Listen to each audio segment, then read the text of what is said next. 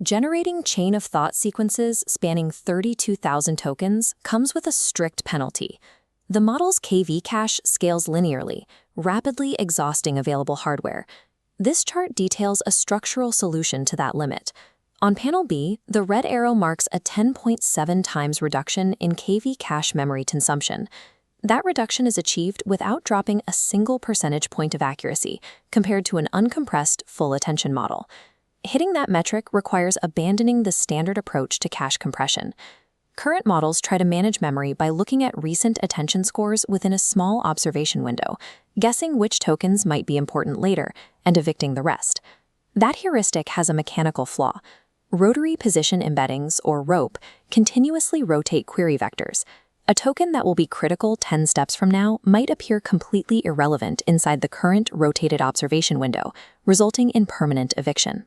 Discarding context based on a rotating, narrow window guarantees failure for extended reasoning. The logic chain snaps. To solve this, we have to stop analyzing tokens after positional encoding is applied. We need to analyze the vectors in the pre-RoPE space. Before RoPE applies its rotations, the vectors exhibit a strict behavioral pattern known as QK concentration. Look at this plot. The blue dots represent query vectors, and the orange are key vectors in the pre-RoPE space. They tightly cluster around fixed, non-zero centers. This clustering persists across different text inputs and token positions as an intrinsic structural property of the attention heads. Because these clusters are stationary, we can mathematically predict where a model will focus its attention long before we actually calculate the attention scores. This graphic compares the two vector spaces. Panel B shows the post-RoPE space, vectors smeared into arcs by continuous rotation. Panel A shows the pre-RoPE space, where the same vectors remain densely packed. To measure the density of these clusters, researchers use a metric called mean resultant length, denoted as R. When R approaches 1.0, the concentration is nearly perfect. The vectors vary so little that we can treat these entire clusters as fixed mathematical constants. Using constants instead of shifting variables allows us to bypass the complex rotational mechanics of RoPE entirely. The standard RoPE attention equation computes the dot product between queries and keys, relying on continuously changing rotation variables. Watch what happens when we replace those variables with static centers from our pre-RoPE clusters. The complex rotations cancel out, collapsing into a purely trigonometric expression. This graph charts the result.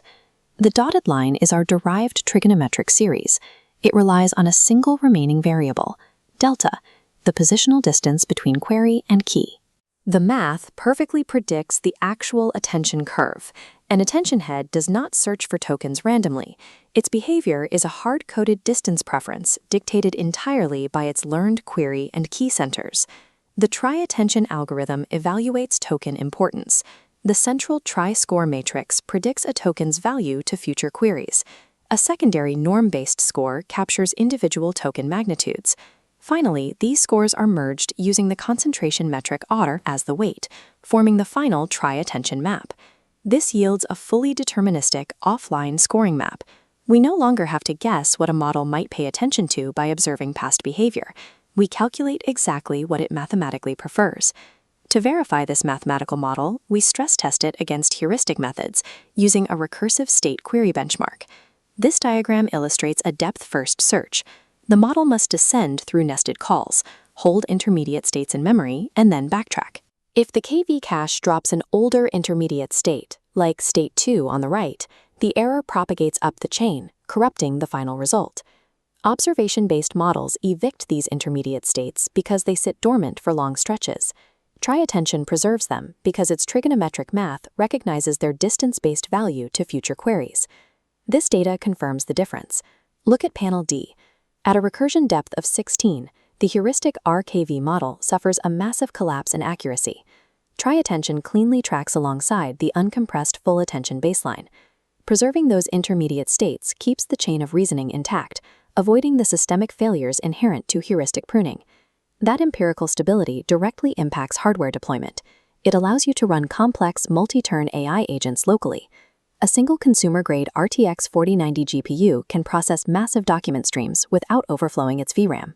By enforcing a strict cap on the KV cache budget, TriAttention enables continuous, infinite-length streaming while maintaining strict reasoning fidelity.